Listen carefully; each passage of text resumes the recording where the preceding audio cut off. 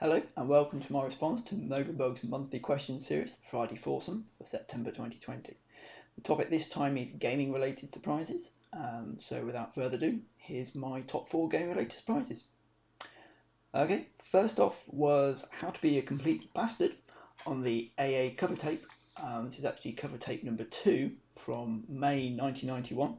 It featured on Answered Action number 68, I believe, and yeah, it had other things on there as well, Predator 2, Biggles, and the AA Toolbox.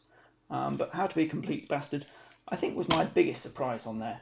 The main reason being was that about a month previous to that, I'd been at a mate's house playing on his Specky, and he had this on his Spectrum 128, I think it was. And I really liked it. It was really unique, really funny, my kind of childhood sense of humour. And I was really thinking, I should really look into it to see if they've got this on the Amstrad or not. And then lo and behold, about a month later, a mate of mine at school who worked down the local newsagent said, "Hey, I saw the Amsterdam Action this month. Do you know what? You never guess what's on it." I was like, "Oh, what?" He said, "Oh, How to Be a Complete Bastard." I was like, "No way." So I couldn't wait to get home and try it out after school. And of course, the first thing I did was get the magazine, take it upstairs, make sure Mum and Dad didn't see it, and load up the cover tape, which I think I had to load up Predator 2 first just to get past that, and then I could load up How to Be a Complete Bastard. But yeah, it was definitely worth the wait. Lots of fun, drinking booze, urinating bushes, setting fire to things, including all the units in the kitchen, if I remember rightly.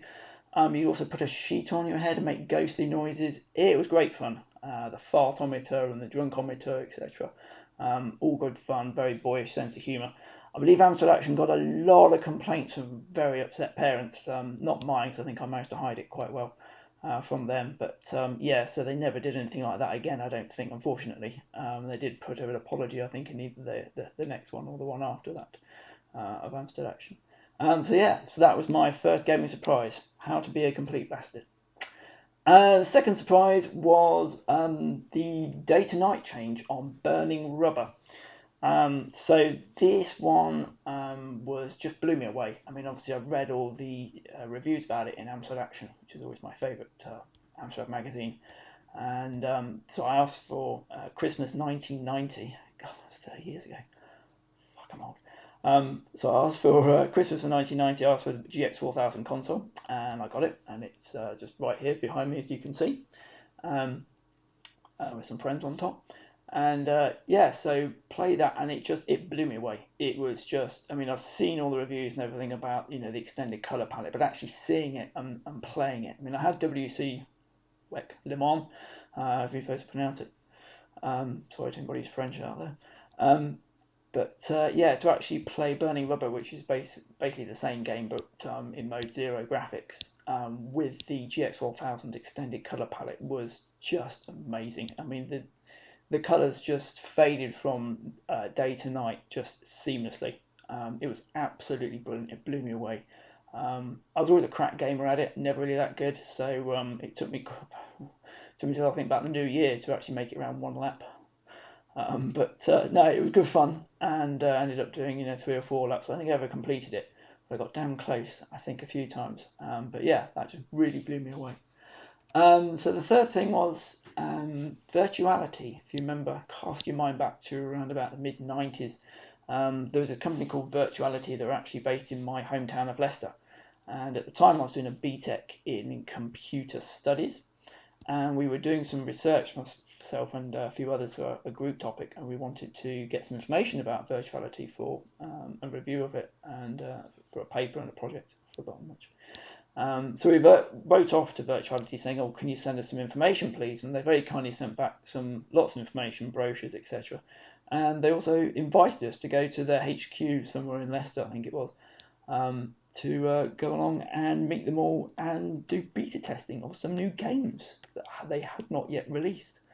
So if I remember right, we ended up playing 2 games. We had a little bit of a tour around their alpha testing suite. So the first one was one of those sit and ride jobbies where you got in, put the helmet on. I think it was some kind of space game. I can't really remember now. It wasn't that good. I think it was quite early in development, a bit basic. It was a bit difficult as well. But then again, I'm a crap gamer, so never mind. But yeah, the second game we played was a boxing game, and this was in one of the stand-up pods that you stood in, put the helmet on, and you had, I think it was, at least with one hand you had a little trigger thing, and with the other hand I think you had something similar. So basically what you could do, I think, was you could kind of punch at the same time as jab. So I think remember going absolutely bonkers playing against my mate John, and ended up beating him, which was quite a surprise because he's bigger than me. So in a real box match he'd have beat me, and obviously I'm crap at games, so that was a surprise as well that I beat him. But yeah, it was really good. I'm not sure if that boxing game actually ever came out or not. So I know Virtuality unfortunately didn't have so much success with their game consoles, which is a shame because they were really bleeding edge at the time. I believe they're still going as well. And yeah, there's a museum in Leicester that very kindly provided these photographs that should be coming up around about here. So definitely get along to see them. I'll put the link in the description. So yeah, so that was Virtuality. And then finally, my fourth and final gaming surprise was Quake. So if you cast your mind back to probably a couple of years after that, so I think that's actually, it wasn't that long, it was February 1996 when the Q test came out, which was the first demo, very basic demo of Quake. I believe the developers were just trying to get some more wider testing, beta testing of the network play. They wanted to get some real life feedback on how it was going, etc. for different networks. They couldn't really kind of emulate all of those in their lab. So they released it, and that just blew me away. I mean, because obviously we'd seen Virtuality, 3D graphics, but 3D graphics texturalized and basically in a way that I was used to playing with Doom was just really good. But what also was a surprise was that the developers, although they didn't put any enemies in the levels, they actually left some enemies, code and graphics actually in the files. And of course, the internet being the internet, even back then, people found this out and released hacks. So you could then actually insert monsters into the game. You could actually have a single player game of Quake Test. And that was brilliant. You could actually then shoot something other than just other people, which if you're a Billy No mates like me, then you couldn't really find many other people to play with.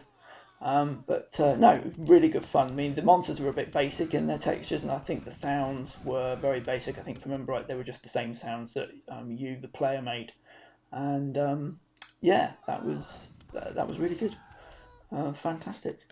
And then finally, just as a fifth and a bonus, was a gaming one that's sort of gaming but not, but is, but it's not, but is XL. Yes, XL97. So many people might not know this, but in Microsoft XL 1997 there was a hidden game.